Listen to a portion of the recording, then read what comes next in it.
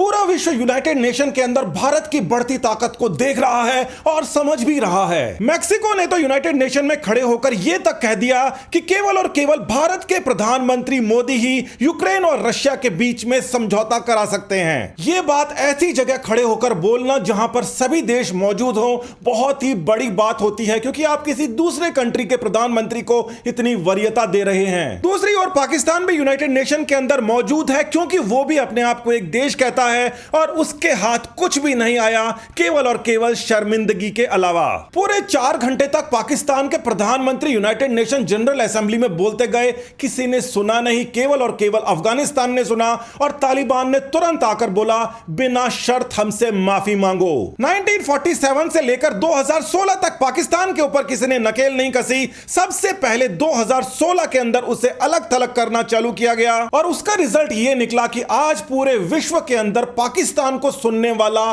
कोई भी नहीं है। जो सुनता है वो धमका और जाता है। कहने को यूनाइटेड नेशन के अंदर 192 कंट्रीज हैं और सभी कंट्रीज बराबर हैं, मगर कभी ये बराबर थी ही नहीं। जो पावरफुल कंट्रीज हैं वो देखिए क्या कहती है भारत के लिए। फ्रांस के राष्ट्रपति ने भी छोटा सा भाषण दिया और उस भाषण के अंदर बोल के गए कि भारत की भूमिका सबसे ज्यादा जरूरी है। अगर विश्व को शांति के रास्ते पर जाना है तो मोदी का उन्होंने नाम लिया। यूनाइटेड किंगडम यानी कि अंग्रेजों ने जिन्होंने भारत पर राज किया था वो भी आज के टाइम में ये कहने को मजबूर हैं कि भारत की जो आवाज है वो सबसे ज्यादा इंफ्लुएंशियल है। और भारत के बारे में ये बात वर्तमान जो प्रधानमंत्री उनकी हैं अच्छे से जानती हैं, क्योंकि कुछ ही समय पहले वो भारत में आई थी भारत को दबाने के लिए कि रशिया से अपने रिलेशंस कैंसिल कर दो, मगर जयशंकर जी से उनकी मुलाकात हो गई और आगे की कहानी तो सबको पता ही है। सबसे इंपॉर्टेंट बात यह है कि अमेरिका इस बारे में क्या सोचता है, क्योंकि हिस्ट्री पर अगर नजर डालो तो अमेरिका अपने आप को इतना बड़ा सुपर पावर समझता है,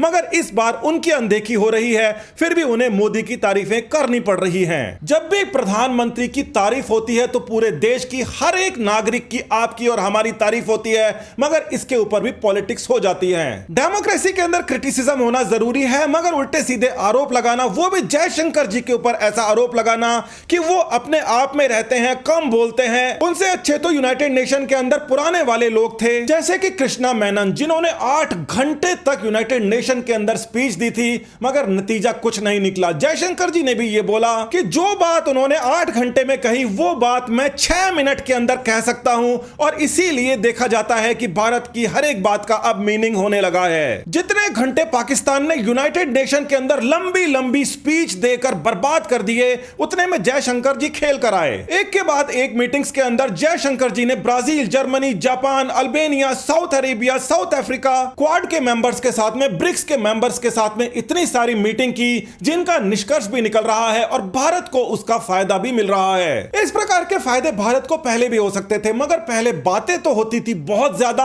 और काम होता नहीं था। अब विश्व के अंदर ऐसे भी लोग हैं जो भारत की बढ़ती लोकप्रियता से ज्यादा खुश नहीं है। उन्होंने भारत के और रूस के बीच के अंदर गतिरोध करने के लिए सवाल पूछा। कई सारे मीडिया वाले रूस के एम्बेसडर के पास पहुंच जाते हैं कि हर जगह देखिए मोदी की बात हो रही है कि मोदी ने पुतिन को क्या कह दिया, तो उन्होंने जो जवाब दिया उससे मीडिया का भी मुंह बंद हो गया। एक ही सेंटेंस के अंदर उन्होंने यह जवाब दे दिया कि इंडिया की जो बात है ये आज की नई बात नहीं है, इंडिया पहले भी हमारे साथ में इस प्रकार की समझाइश करता रहा है, मगर इंडिया वाली बात को चेंज करके पाकिस्तान के ऊपर बात को लेके गए और उन्होंने कहा कि पाकिस्तान के बुरे दिन शुरू हो सकते हैं। रशिया ये अच्छी तरीके से जानता है पूरे विश्व की तरह कि भारत ने एक न्यूट्रल स्टैंड बनाया है, किसी प्रेशर के आगे वो नहीं बिखरा, मगर साथ ही के अंदर उन्होंने ये साफ तौर से कह दिया कि पाकिस्तान की तरफ से यूक्रेन को अगर आर्म सप्लाई किए गए हैं तो इसका रशिया और पाकिस्तान के रिलेशंस के ऊपर फर्क पड़ेगा।